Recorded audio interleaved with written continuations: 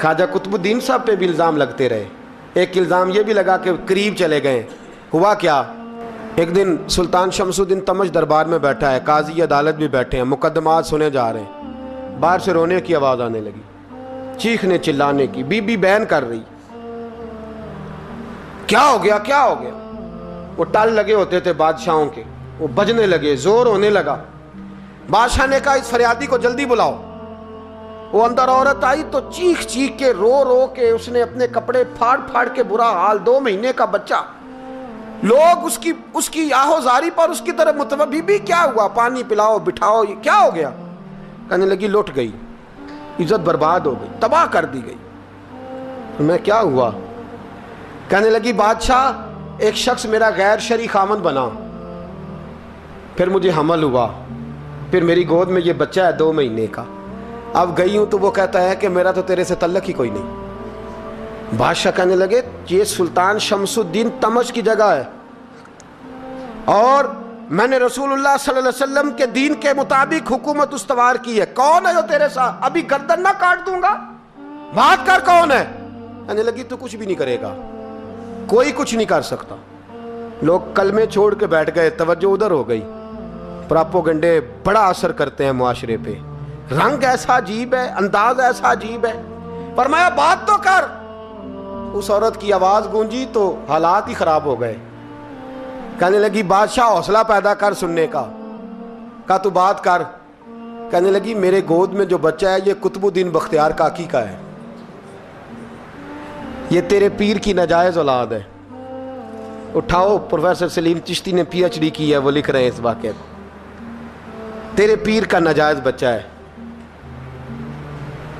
ہاتھ کانپنے لگے بادشاہ کے.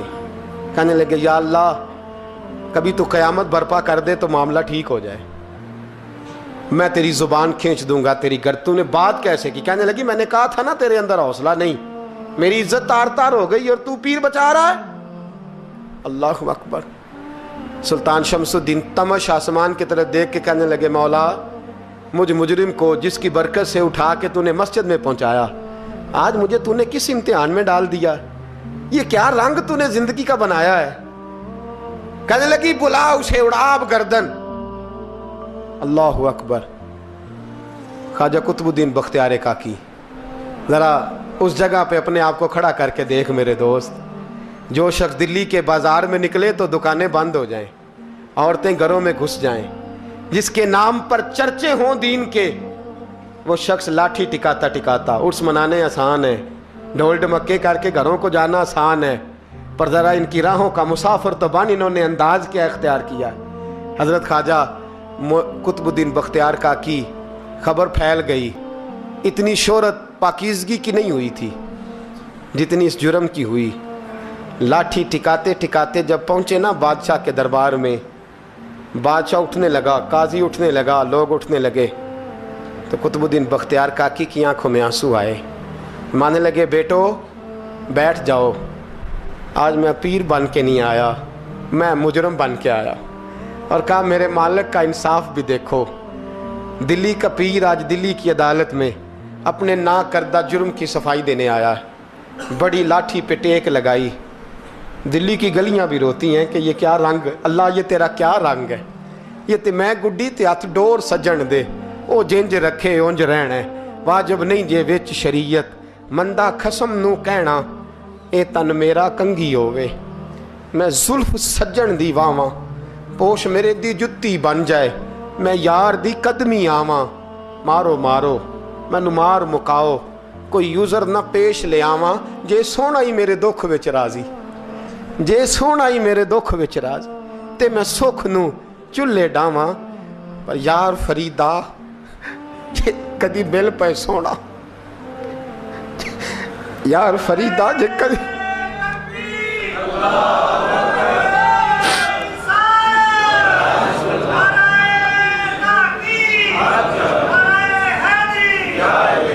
جے کدی مل پے سونا، بس انہوں رو رو حال سناواں. ٹیک لگائی ہے. کہنے لگی بی بی بول دے گواہی. کہنے لگی بی بی رب جانتا ہے، رب کا رسول جانتا ہے، پر میں تجھے نہیں جانتا، تو کون ہے. کہنے لگی اچھا وہ لوگوں کو بھیج کے تہجد کے بہانے پچھلے دروازے مجھے اندر بلانا، رب تیرا بھول جانا، پھر رونے لگی، پھر مکر کرنے لگی۔ مجھے بتائیے ایسا کوئی مقدمہ ہو تو لوگ کیا کہتے ہیں؟ یکدم حالات بدلتے ہیں کہ نہیں بدلتے؟ دلی کا ماحول ہی بدل گیا، سارا رنگ ہی بدل گیا۔ عورت تو ہندو تھی، اس نے تو جھوٹ موٹ کے کلمے بھی پڑھ رکھے ہیں۔ اللہ اکبر۔ خواجہ صاحب پوچھتے ہیں گواہ ہے کوئی تیرے پاس؟ تو 4 کلمہ پڑھنے والے کھڑے ہو گئے۔ اللہ کرے کلمہ پڑھنے والے بکا نہ کریں، آمین تو کہیں۔ وہ کھڑے ہو کے کہنے لگے ہاں ہم نے آتے بھی دیکھا ہے، جاتے بھی دیکھا ہے۔ خواجہ قطب الدین صاحب نے نظر عثمان کی طرف اٹھائی، کہنے لگے اچھا جو تیری مرضی، میں گڈی تے ہاتھ ڈور سجن دے، وہ جنج رکھے اونج رہنا ہے، واجب نہیں وچ شریعت مندہ خسم نو کہنا۔ کہنے لگے سلطان یار ایک رات کی مہلت نہیں دے دیتا؟ میں سویرے سلطان بھی رو پڑا کہ پیر صاحب میں نوکر اور میں مولتے، اچھا حضور جیسے مرضی۔ باہر نکلے، خادم کہنے لگا حضور سواری پہ بیٹھ جائیں، مانے لگے نہیں یار آج پیدل جانا ہے۔ اس دلی کے چونکوں نے مجھے بڑی سلامیاں دی ہے، ذرا میں دیکھوں تو صحیح دلی کے بازار میری رسوائی پہ کیا کہتے ہیں، مجھے ذرا یہ پتھر بھی کھانے دے، ان کا ذائقہ بھی۔ پیدل گئے، دنیا سو گئی تو دلی کے بادشاہ نے اجمیر کی طرف منہ کیا۔ خواجہ معین الدین حیات تھے۔ بے خبر ہو جو غلاموں سے وہ آقا کیا ہے، بے خبر ہو جو غلاموں سے وہ منہ کیا۔ کہنے لگے معین الدین میں کوئی لوارس تو نہیں نا، میں کوئی لوارس ہوں کہ یہاں جو میرے ساتھ مرضی ہو جائے؟ تیری مجبوریاں درست، مگر تیرا وعدہ تھا ساتھ دینے کا، وقت آیا ہے۔ میں کوئی لوارس نہیں کہ اب تو اجمیر میں بیٹھا رہے اور میں دکھ سارا اکیلے برداشت کروں۔ بڑھاپے کا مجھے بھی پتہ ہے، کمزوری کا مجھے بھی پتہ ہے، ذوف کا مجھے بھی پتہ ہے، پر تتی تھوڑے تھکڑے خاندڑیاں، میں بھی تو تیرے نام تو مفت بھی خاندڑیاں۔ مجھے بھی تو پتہ ہے نا منم غلام علی حیدریم قادریم تمز احمد رضا خامی زنم، میں نے بھی تو اپنا نام نہیں نا جپا، تیرا ہی جپا ہے ساری زندگی۔ یہ لفظ کہے، کہتے میں رویا، آنکھ لگی تو حضرت خواجہ معین الدین صاحب خواب میں ملے۔ کہنے لگے قطب الدین میرا انتظار کرنا، میں پہنچ رہا ہوں، میرا انتظار کرنا، میرا انتظار۔ کیا کہا میاں صاحب نے؟ کہتے ہیں مالی دا کم پانی دینا، پھل کچے ہون یا پکے، یہ پیر مرید دے سر تے ہی رہندا ہے، جھوٹے ہون یا سچے۔ میں آیا، فکر نہ کرنا۔ حضرت سویرے اٹھے، پھر گئے عدالت، پھر کہا نہ بھائی پروٹوکول، مجرموں کا پروٹوکول نہیں ہوتا، میں اکیلا جاؤں گا، جس کے آگے پیچھے نعرے ہوتے تنے تنہا۔ 2-4 منٹ زیادہ لے لوں آج آپ حضرات۔ کہتے میں پہنچا عدالت اور جا کے جب کہا نا کہ ہاں جی حضور بتائیے گواہ بھی خلاف ہے، مقدم بولیں، تو کہنے لگے مجھے میرے شیخ نے حکم دیا ہے کہ میرا انتظار کرنا۔ پھر وہ جو باتیں کرنے والے تھے کہنے لگے جی کون گیا تھا اجمیر، کون آیا ہے وہاں سے، ہمیں روحانی باتیں نہ بتائی جائیں، یہاں سے تو ایک دن میں پہنچا نہیں جا سکتا، ٹرین بھی 36 گھنٹے لیتی ہے دلی سے جانے میں۔ تو کہا یہ کیسے ہو سکتا ہے، کوئی رات کو رات آپ کو خبر ہو گئی، آپ کیس کو لمبا نہ کریں، بادشاہ مرید ہے، لگتا ہے کہ یہ راتوں رات بھگا دے گا پیر کو۔ اتنی باتیں خواجہ صاحب نے سنی۔ جب بے گناہ آدمی کو یہ باتیں سننی پڑتی ہیں پھر دل بڑا ٹوٹتا ہے، پھر بڑی تکلیف ہوتی ہے۔ حضرت کہنے لگے یارو تمہاری مرضی۔ شمس الدین تمش کی آواز گونجی، فرمایا جیسے انہوں نے کہا ویسے کیا جائے گا۔ 3 دن کے لیے عدالت برخاست کر دی جاتی ہے۔ چیم گوئیاں ہونے لگی، پھبتیاں کسی جانے لگی۔ تیسرے دن شام کا وعدہ تھا، چوتھے دن عدالت جانا تھا۔ قطب الدین بختیار کاکی کے پاس لوگ آ کے افسوس کرتے تو آپ بولتے نہیں، یہاں تو لوگ صفائیاں دیتے بولتے نہیں۔ فرماتے یار میں گڈی تے ہاتھ ڈور سجن دے، وہ جنج رکھے، میں اونج ہی رہنا ہے، جیسے اس کی مرضی ویسے۔ جیڑیاں گڈیاں آپ ہی اڈیاں ہو نہ چڑھن اونچائیاں، وہی گڈیاں اونچیاں اڈیاں جیڑیاں سائیاں آپ چڑھائیاں۔ فرمایا ٹھیک ہے جیسے وہ رکھے، میں راضی ہوں۔ اللہ اکبر۔ تیسرے دن کی مغرب کا وعدہ تھا۔ جب مغرب کا سورج ڈوب گیا نا، بڑے قافلے اجمیر سے آئے پر معین الدین نہ آیا۔ وعدہ کیا تھا یار نے آؤں گا دن ڈھلے. وہ خواجہ غلام فرید صاحب رحمۃ اللہ تعالیٰ علیہ فرمایا کرتے تھے نا، کوا کھانے لگا آنکھیں تو کہنے لگے کاغا اے تن سارا ہی کھائیو، میرا چن چن کھائیو ماس، میرے دو نین نہ کھائیو، مینو پیا ملن دی آس. نے کہا سارا کھا جا، آنکھیں چھوڑ دے. اس نے کہا تھا میں آؤں گا، انتظار لمبا ہو گیا ہے پر میری امید تو نہیں نہ ٹوٹی. مغرب کی اذان ہوئی تو لوگ کہنے لگے لو جی اب بس ہو گئی. خواجہ قطب الدین صاحب نے اللہ اکبر کہہ کے مغرب کی جماعت جب میدان میں کھڑی کی تو اپنی بھی چیخ نکل گئی، آئے نہیں. لیکن جب نماز کا سلام پھیرا تو خواجہ معین الدین صاحب کی 2 رکعتیں ابھی باقی تھیں. خواجہ صاحب پیچھے نماز پڑھ رہے ہیں، سلام پھیرا اور نماز کے بعد جب اٹھے نا تو خواجہ صاحب کے سینے کے سینہ لگا. تو کہا حضرت جی میں شہزادہ تھا، آپ نے کہا تھا خشک روٹی کھانا تو میں نے خشک ہی کھائی ہے، آپ نے کہا تھا فاقے کرنا تو میں نے کیے ہیں، آپ نے کہا وطن واپس نہیں جانا تو میں نہیں گیا. حضور اس امتحان کا آپ نے بتایا ہی نہیں تھا، یہ مجھے بتا جاتے اب اس سفید داڑھی سے میں جواب دیتا پھروں. خواجہ معین الدین صاحب نے جھٹکا، پیچھے ہٹ، تو زیادہ عزت والا ہے کہ یوسف زیادہ عزت والا تھا؟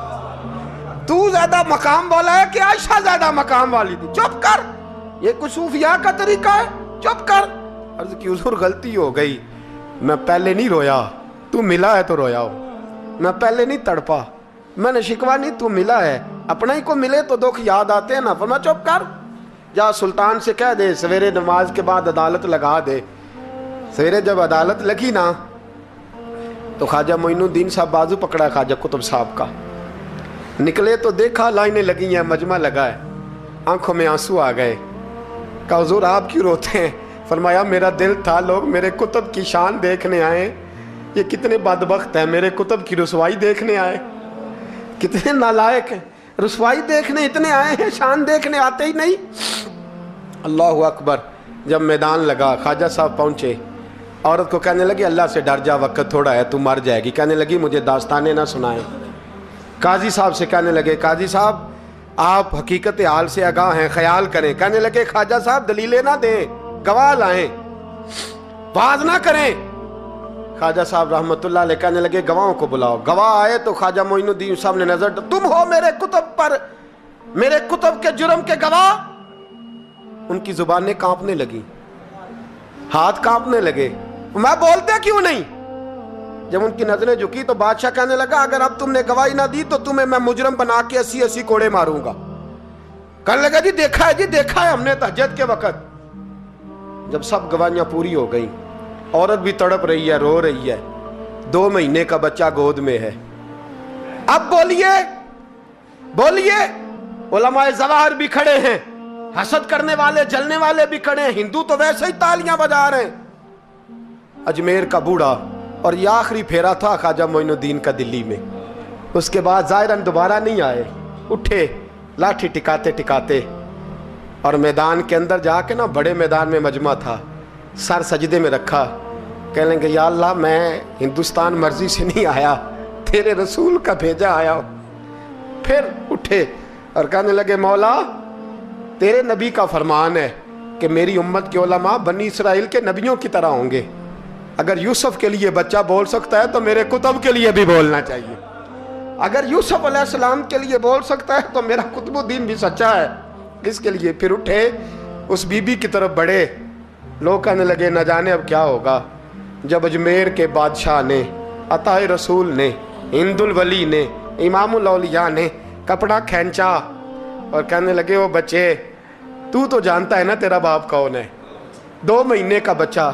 جب نانا بولا تو بی بی کہنے لگی اب کیا کر رہے ہو، بچے بھی کبھی بولے ہیں؟ میں بی بی چپ کر، ان اللہ علی کل شیء قدیر. میں کمزور رب کا ماننے والا نہیں، قدرتوں والے رب کا ماننے والا ہوں. وہ چاہے تو بچے بھی بولتے ہیں. قرآن کہتا ہے حضرت عیسیٰ بولے تھے انی عبد اللہ آتانی الکتاب. مریم بھی تو ولی اللہ تھی، وہ نبی تو نہیں تھی. اگر ولی اللہ بنی اسرائیل کا ہو بچہ بول سکتا ہے، تو اگر ولی اللہ محمد عربی کی امت کا ہو تو بچہ پھر بھی بول سکتا ہے. یوں کپڑا ہٹایا، بچہ بول. 2 مہینے کا بچہ ماں کی گود میں اٹھ کے بیٹھ گیا. اور بچہ بول کے کہنے لگا السلام علیکم یا ولی اللہ. جب یہ لفظ ادا کیے تو نعرے لگنے لگے, لوگ رونے لگے, بی بی بے ہوش ہو کے گری. فرمانے لگے مجھے سلام نہ کر, میرے کتب کی بات بتا. کہنے لگا قسم ہے اللہ کی عزت کی, وہ سامنے مجمع جو سردار بیٹھا ہے وہ میرا باپ ہے. قطب الدین تو بے گناہ ہے, قطب الدین تو بے گناہ ہے, میرا باپ تو وہ بیٹھا ہے. یہ قاضی بھی سازش میں شریک ہے, کئی مسلمان خریدے گئے, یہ گواہ خریدے گئے. جب گواہی ہو گئی, بچہ یہ لفظ کہہ کہ اللہ اکبر کہتا ہوا پھر چپ کر گیا. خواجہ قطب الدین صاحب کا بازو پکڑا, خواجہ معین الدین صاحب نے مجمع سے باہر نکلے.